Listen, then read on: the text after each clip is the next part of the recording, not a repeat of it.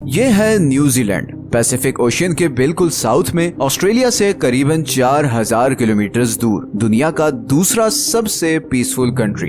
India और पाकिस्तान में रहने वाले ज्यादातर लोग मेरी तरह न्यूजीलैंड को क्रिकेट की वजह से ही जानते हैं। Brendon McCullum, Ross Taylor, Daniel Vettori. मैं तो न्यूजीलैंड को इन्हीं की वजह से जानता था। पर न्यूजीलैंड दुनिया में बहुत ज्यादा मशहूर है, खासकर अपनी बड़ी बड़ी माउंटेन रेंजेस, खूबसूरत लेक्स और हाई क्वालिटी ऑर्गेनिक फूड की वजह से। आप में से कुछ लोगों को शायद ये ऑलरेडी पता होगा कि मशहूर movie Lord of the rings की शूटिंग भी न्यूजीलैंड की इन्हीं खूबसूरत वादियों में हुई थी। न्यूजीलैंड का मौसम बिल्कुल यूके की तरह है, हल्की सी गर्मी, लॉन्ग विंटर्स और अच्छी खासी बारिश। मगर इसके बावजूद न्यूजीलैंड की पॉपुलेशन यूके की पॉपुलेशन का 7% भी नहीं। अगर आप न्यूजीलैंड का ये मैप देखें तो आपको नजर आएगा कि करीबन 80% न्यूजीलैंड बिल्कुल खाली है और वहाँ कोई नहीं रहता। न्यूजीलैंड की 70% आबादी इधर नॉर्थ में रहती है और नॉर्थ की भी 50% आबादी इस एक शहर ऑकलैंड में रहती है। इतना जबरदस्त मौसम, खूबसूरत सीनरी, लो क्राइम रेट और हाई स्टैंडर्ड ऑफ लिविंग के बावजूद 80% न्यूजीलैंड खाली क्यों है? आइए जानते हैं इस सवाल का जवाब।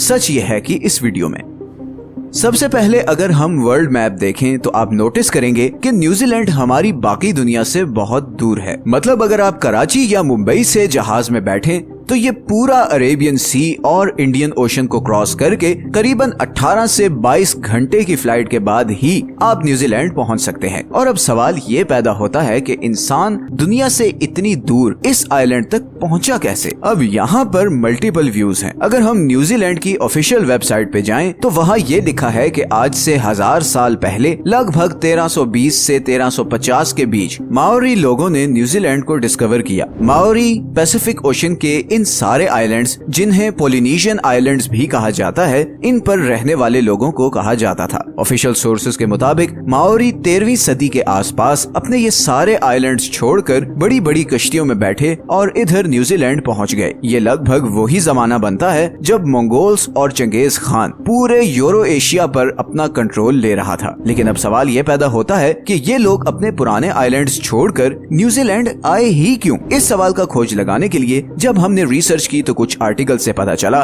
कि माओरी के अपने हिस्टोरिकल रिकॉर्ड्स में थोड़ा सा डिफरेंस है। माओरी ट्रेडिशंस के मुताबिक न्यूजीलैंड 13वीं सदी में नहीं बल्कि उससे भी 500 साल पहले अराउंड 750 एडी में कूपे नाम के एक माओरी ने डिस्कवर किया था। कूपे एक फिशरमैन था जो अपने और अपने ट्राइब के लिए मछलियां पकड़ता था। मगर फिर ऐसा होना शुरू हुआ कि जब भी वो जाल लगाता तो उसकी मछलियां उस एरिया में पाए जाने वाले ऑक्टोपस खा जाते और इन लोगों के हाथ कुछ भी न लगता।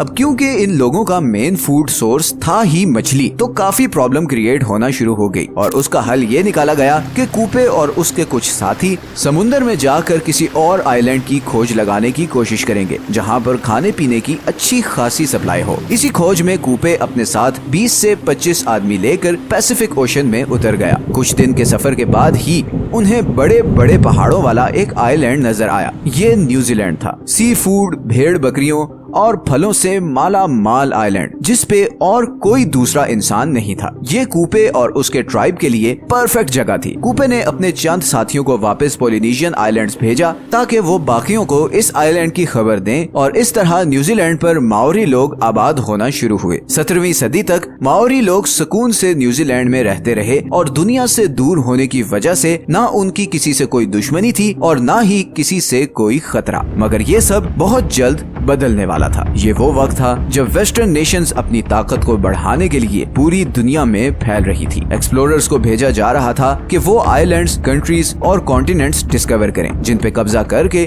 यूरोपियन कंट्रीज अपनी पावर बढ़ा सकें। इसी सिलसिले में एक Dutch explorer Abel Tasman Pacific Ocean के साउथ में किसी कॉन्टिनेंट की खोज में निकला। बिकॉज उस वक्त यूरोपियंस का ख्याल था कि इस हिस्से में कोई कॉन्टिनेंट जरूर होगा और अगर ऐसा हुआ तो वो यूरोपियन कंट्रीज के लिए बहुत सी अपॉर्चुनिटीज पैराडाइज के दरवाजे खोल देगा। 1642 में टैस्मैन ने न्यूजीलैंड को डिस्कवर किया, मगर उसने जब वहाँ उतरने की कोशिश की तो उसकी माओरी लोगों के साथ जबरदस्त खूनी लड़ाई हुई और मजबूरन उसे भागना पड़ा। फिर 1769 में एक ब्रिटिश ऑफिसर जेम्स कुक इसी कॉन्टिनेंट को ढूंढता हुआ न्यूजीलैंड आ पहुंचा। एक दफा फिर जेम्स के फौजियों और माओरी लोगों में जबरदस्त लड़ाई हुई और उसमें कई माओरी चीफ भी मारे गए। जेम्स को वापस जाना पड़ा, मगर इस बार उसने न्यूजीलैंड और इस सारे सफर का डिटेल्ड मैप बना लिया और इसी मैप के थ्रू फिर 18वीं सदी में यूरोपियंस इस आइलैंड तक पहुंचना शुरू हुए और इस बार उन्होंने माओरी लोगों के साथ बड़े स्मार्ट तरीके से डील किया। उन्हें ट्रेड और प्रॉफिट का लालच देकर ब्रिटिशर्स ने उधर अपनी नेवल पोर्ट्स बनाना शुरू की और फिर 100 साल बाद ही ब्रिटिशर्स ने न्यूजीलैंड का कंप्लीट कंट्रोल ले लिया। ब्रिटिशर्स और माओरी लोगों के दरमियान 1840 में एक ट्रीटी साइन हुई जिसे द ट्रीटी ऑफ वायतांगी कहा जाता है और इस ट्रीटी के बाद न्यूजीलैंड ऑफिशियली यूरोप और ब्रिटिश एम्पायर का हिस्सा बन गया। उस वक्त माओरी लोगों की पॉपुलेशन करीबन 2 लाख थी, लेकिन अगले 100 सालों में ये पॉपुलेशन बढ़ने के बजाय 2 लाख से कम होकर 40,000 तक पहुंच गई और उसकी 2 मेन रीजंस थी। असल में जब यूरोपियन लोग इधर आए तो उनके साथ वो बीमारियां भी इधर आई जो उस वक्त यूरोप में आम थी। प्रॉब्लम ये थी कि माओरी लोगों में इन डिजीजेस की इम्यूनिटी डेवलप नहीं हुई थी और इसीलिए यूरोपियन इमिग्रेशन के बाद लोकल माओरी लोग बीमार होकर मरना शुरू हो गए। दूसरा, 19वीं सदी में न्यूजीलैंड एक बहुत ही वायलेंट जगह बन चुका था। ट्रीटी ऑफ वायतांगी के सिर्फ 5 साल बाद ही ब्रिटिशर्स और लोकल माओरी के दरमियान लैंड ओनरशिप को लेकर एक सीरीज ऑफ वॉर शुरू हो गई जो अगले 40 साल तक चलती रही। इन वॉर्स में बहुत ज्यादा लोकल माओरीज मारे गए और फाइनली ये सारा सिलसिला 1881 में जाकर रुका जब माओरी के सारे बड़े चीफ्स मारे जा चुके थे और माओरी मूवमेंट बुरी तरह क्रश हो चुकी थी। अब ब्रिटिशर्स भी ये समझ चुके थे कि लोकल्स को डेवलपमेंट प्रोसेस में इंक्लूड किए बगैर आगे नहीं बढ़ा जा सकता और इसीलिए इन वॉर्स के फौरन बाद ब्रिटिश गवर्नमेंट ने लोकल्स को इलेक्टोरेट प्रोसेस से लेकर हर डेवलपमेंट प्रोजेक्ट में की स्टेक होल्डर बना दिया और इस तरह न्यूजीलैंड में पीस और प्रोग्रेस का सफर फाइनली शुरू हुआ। लेकिन फिर भी आज जैसे हमने वीडियो के शुरू में आपको दिखाया था,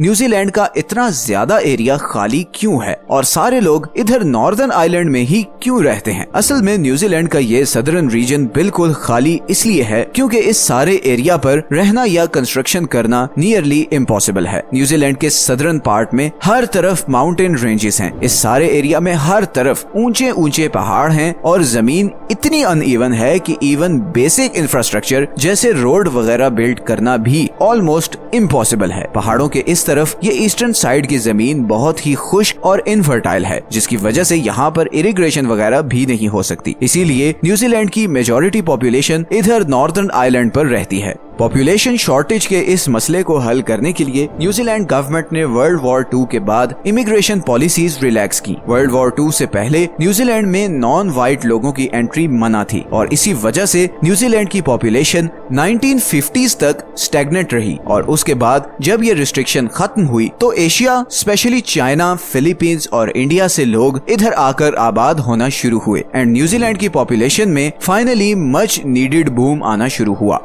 आज न्यूजीलैंड की पॉपुलेशन का ऑलमोस्ट 27% इमिग्रेंट्स या वो लोग हैं जो न्यूजीलैंड से बाहर पैदा हुए थे। इमिग्रेंट्स की मेजॉरिटी इधर ऑकलैंड और उसके आसपास के एरियाज में रहते हैं और यही वजह है कि ऑकलैंड आज दुनिया के लीस्ट अफोर्डेबल सिटीज में से एक है बिकॉज लैंड सप्लाई कम है और हाउसिंग की डिमांड ज्यादा है। इसी प्रॉब्लम को हल करने के लिए न्यूजीलैंड गवर्नमेंट अब लोगों को $8,000 तक की ग्रांट दे रही है ताकि वो ऑकलैंड से 100 किलोमीटर दूर वाइकाटो में शिफ्ट हो जाएं ताकि ऑकलैंड की हाउसिंग मार्केट पर प्रेशर कम हो और प्राइसेस नॉर्मलाइज हो। एक बहुत इंटरेस्टिंग चीज ये है कि न्यूजीलैंड की सारी agriculture industry animal meet export करने पर चलती है। इधर नॉर्दर्न आइलैंड में बारिश की वजह से ऐसी लश ग्रीन जमीन है जिसकी वजह से इधर बेशुमार भेड़ बकरियां और गाय पाई जाती हैं। न्यूजीलैंड की पॉपुलेशन लगभग 50 लाख के करीब है जबकि एक एस्टिमेट के मुताबिक यहाँ पर भेड़ बकरियों की पॉपुलेशन ऑलमोस्ट 3 करोड़ है और इसीलिए न्यूजीलैंड दुनिया में सबसे ज्यादा मटन और शीप वूल एक्सपोर्ट करने वाला कंट्री है। न्यूजीलैंड का 95% मीट बाहर एक्सपोर्ट होता है और 2019 में इस एक्सपोर्ट से न्यूजीलैंड ने $46 बिलियन का रेवेन्यू कमाया। न्यूजीलैंड दुनिया की 50वीं बड़ी इकोनॉमी है और इस इकोनॉमी का main source of revenue agricultural export है। $46 बिलियन सिर्फ गोश्त की एक्सपोर्ट से कमाना एक अनबिलीवेबल चीज है और ये इंडिया, पाकिस्तान और बांग्लादेश के लिए एक मोटिवेशन होनी चाहिए क्योंकि ये तीनों प्राइमरीली एग्रीकल्चरल कंट्रीज हैं। अगर आपको आज की वीडियो अच्छी लगी है तो इसे लाइक और चैनल को सब्सक्राइब जरूर कर दें। ये हैं वो सारे सोर्सेज जहां से हमने इस वीडियो के लिए कंसल्ट किया है। मिलते हैं नेक्स्ट वीडियो में, अपना ख्याल रखें। अल्लाह हाफिज।